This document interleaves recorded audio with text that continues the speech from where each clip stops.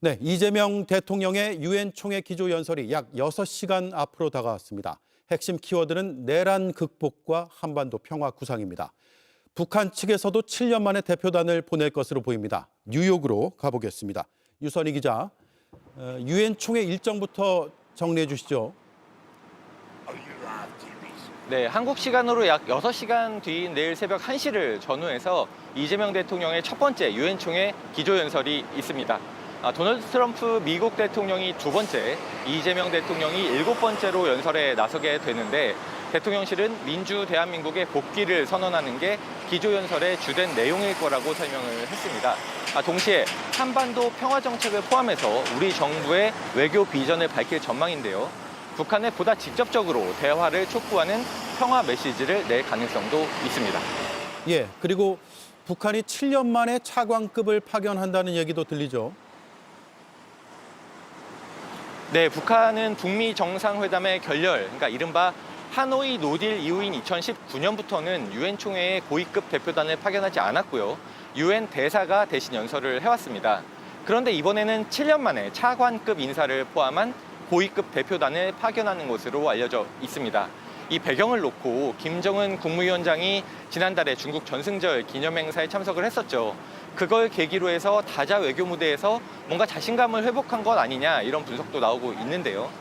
트럼프 행정부 일기 당시에 대북 문제를 맡았던 앨리슨 후커 미국 국무부 정무차관도 이번 유엔 총회에 참석하는 것으로 전해지고 있기 때문에 북한에서 만약에 그 카운터파트급인 김선경 외무성 부상을 파견할 경우에 실무급이 아니라 전격적으로 차관급의 접촉이 이뤄질 가능성도 있는 것 아니냐, 배제할 수는 없다, 이런 관측도 이곳 현지에서는 아주 조심스럽게 나오고 있습니다. 예, 총회에 앞서서 이재명 대통령이 구금 사태와 관세 협상에 대해서 언급을 했죠.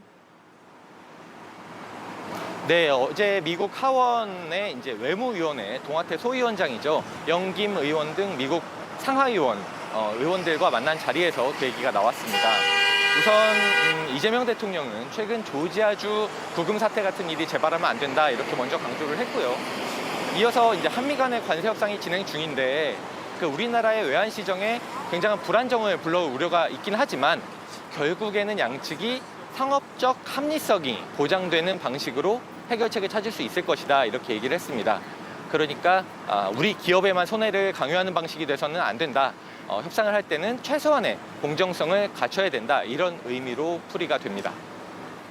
총회 기조 연설 뒤에는 어떤 일정들이 예정돼 있습니까? 네, 유엔 총회 직후에 프랑스, 이탈리아, 우즈베키스탄 정상 등과 양자회담이 있고요. 안토니오 구테우스 유엔 사무총장과 면담도 예정이 돼 있습니다. 트럼프 대통령과 공식 회담은 계획에는 없습니다. 하지만 약식 회담 형식의 짧은 접촉이 이뤄질 가능성 여전히 배제할 수는 없는 상황입니다. 네, 잘 들었습니다. 지금까지 뉴욕에서 유선희 기자가 전해드렸습니다. 김정재 국민의힘 의원의 이름이 통일교 내부 보고서에 등장했습니다. 시점은 2022년 대선 때이고 통일교 5개 지구장들이 한학자 총재에게 쓴 서신 보고에서입니다. 한 지구장은 당시 경북도당 위원장이던 김 의원에게 통일교의 현안을 전달하며 후원금을 줬다고 적었습니다. 박현주 기자가 취재했습니다. 20대 대선 다음 날인 2022년 3월 10일 통일교 5개 지구장들은 한학자 총재에게 서신 보고를 올렸습니다. 한 총재의 지휘 덕분에 윤석열 전 대통령이 당선됐다는 취지의 내용이었습니다.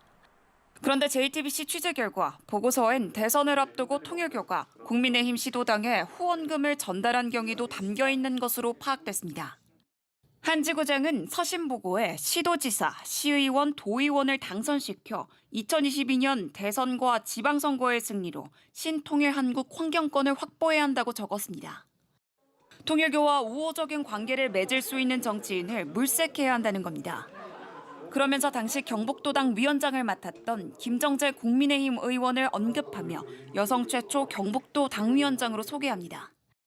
지구장은 김 의원에게 1041개 읍면동 기반을 통한 협력을 지지하기로 약속했다고 설명하면서 한반도 평화서밋 책자, 한일 해저터널 정책 제안서와 후원금을 전달했다고 적었습니다. 김 의원에게 후원금을 건네고 통일교 현안을 전달했다는 내용을 한 총재에게 보고한 겁니다. 또 강한 대한민국을 함께 세워가고 대선 후 긴밀한 협조를 갖기로 했다며 앞으로도 관계를 공고히 하기로 했다고 강조합니다. 김 의원은 대선 직후 윤석열 당선인의 특별 보좌역으로 임명됐습니다. 특검은 통일교가 국민의힘 내에서 영향력을 키우기 위해 지역별 핵심 인사에게 자금을 지원한 것으로 보고 최근 각 지구장들을 소환해 경위를 조사했습니다. 통일교 측은 특정 정당이나 권력과 결탁한 적 없다는 입장입니다. 김 의원 측은 관련 입장을 묻는 JTBC 취재진 질문에 후원자 중 통일교가 있는지 몰랐다고 답했습니다. JTBC 박현주입니다. 특검 수사와 내란 재판을 거부하며 속옷 난동까지 부렸던 윤석열 전 대통령이 자신의 보석 신문에는 나오겠다고 했습니다. 변호인들은 법에 따라 반드시 참석해야만 하는 상황이라고 설명했는데 그러면서도 내일 특검 조사에는 나오지 않겠다고 했습니다. 김혜리 기자입니다. 윤석열 전 대통령이 오는 26일 내란 특검이 추가 기소한 직권남용 사건 첫 공판 기일에 출석하겠다고 밝혔습니다. 보석 신문이 진행되는 재판에 나오겠다고 한 겁니다. 지난 7월 18일 구속적부심 출석 이후 2달여 만에 구치소 밖으로 처음 나오는 겁니다. 7월 구속적부심 상황은 지금과 거의 같습니다. 윤 전 대통령은 수사와 재판에 불응했습니다. 그러다가 구속적부심이 열리자 심각하게 악화한 건강 상태를 직접 호소하고자 한다며 출석하겠다고 했습니다. 하지만 법원은 구속적부심 청구를 기각했고 윤 전 대통령은 총 10번 내란 우두머리 재판에 불출석했습니다. 특검 소환 요구엔 더 완강히 버텼습니다. 속옷 차림으로 버텨 특수팀까지 투입했지만 끝내 구치소 밖으로 나오지 않았습니다. 정치권에선 영상 공개 논란까지 이어졌습니다. 그러다 지난 금요일인 19일 법원에 보석을 신청했습니다. 수감 상태에선 방어권을 행사하기 어렵고 건강이 나빠졌다는 이유입니다.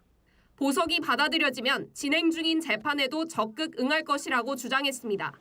하지만 특검 조사나 재판에는 계속 불출석하다가 보석 신문 기일이 잡힌 재판에만 출석하겠다며 취사 선택한 겁니다. 내란 특검은 내일 외환 의혹으로 조사를 받으러 오라고 통지했지만 윤 전 대통령은 출석하지 않겠다고 했습니다. JTBC 김혜리입니다.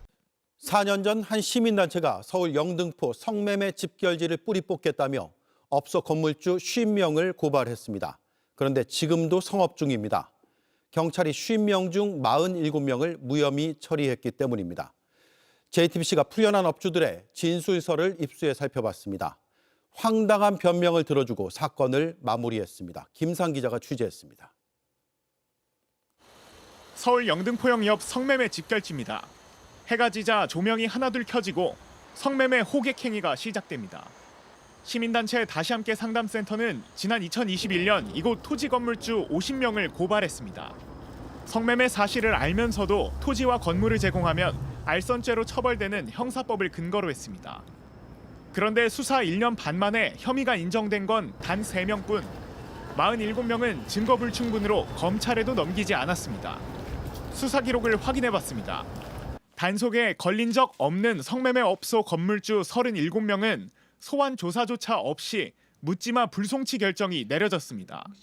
단속 전력이 있는 건물주 10명을 소환 조사했지만 황당한 변명만 들어주고 불송치했습니다. 60대 A씨는 임차 계약과 건물 관리를 모두 어머니가 맡아서 성매매 업소인 줄 몰랐다고 했습니다. 80대 모친에게 책임을 미룬 겁니다. 60대 B씨는 집결지인 건 알았지만 내 건물에서 성매매를 하는 줄 몰랐다고 했습니다. 60대 여성 C씨는 영등포 건물을 매입하면서 성매매가 있을 수 있겠다는 생각은 했다고 진술했습니다. C씨는 성매매 알선 혐의로 벌금형 전과가 있었습니다. 시민단체는 이들에 대한 2차 고발을 준비하고 있습니다. 성매매로 제공된 사실을 알았다는 부분들을 인지했을 거라고 생각을 합니다. 알면서도 제공을 한 것이 명확하기 때문에 이번 재고발에서는 확실하게 처벌을 받고. JTBC 김산입니다. 전 세계인의 해열제이자 진통제인 타이레놀이 뜨거운 감자가 됐습니다. 트럼프 대통령이 임신부의 타이레놀 복용이 자폐아 위험을 높인다고 발표했습니다. 의학계와 관련 단체는 무책임한 발표라고 비판했습니다. 윤재영 기자입니다. If you're pregnant, don't take Tylenol. When you have your baby, don't give your baby Tylenol at all, unless it's absolutely necessary. Don't do it. 트럼프 대통령은 임신 중 타이레놀을 먹으면 아이의 자폐증 위험이 높아진다고 주장했습니다. 아기에게도 절대 먹이지 말라며 확인되지 않은 해외 사례까지 꺼냈습니다. I mean, there's a rumor, and I don't know if it's so or not, that Cuba, they don't have Tylenol because they don't have the money for Tylenol, and they have virtually no autism. 파장은 즉각적이었습니다. 타이레놀 제조사 주가는 하루 만에 7% 이상 떨어졌습니다. 미 산부인과 학회는 유해하고 무책임한 메시지라며 비판했고 자폐 관련 단체들도 임신부에게 책임을 돌린다며 우려했습니다. 논란이 커지자 백악관은 가짜뉴스의 광란을 예상했다며 근거를 홈페이지에 게시했습니다. 하버드 연구진이 기존 연구 46건을 분석해 타이레놀의 주성분인 아세트아미노펜과 자폐 및 주의력 결핍 과잉행동 장애인 ADHD가 긍정적 연관성을 가진다고 발표한 연구 결과입니다. 다만 연구진은 인과관계는 확인되지 않았다며 임신부의 사용 중지가 아닌 신중한 사용을 권고했습니다. 미 식품의약국 FDA 역시 주의 문구가 필요하다면서도 임신부 복용은 여전히 합리적이라고 밝혔습니다. 앞서 트럼프가 임명한 로버트 F 케네디 주니어 보건장관은 백신과 자폐증을 연결하는 주장을 펼치기도 했습니다.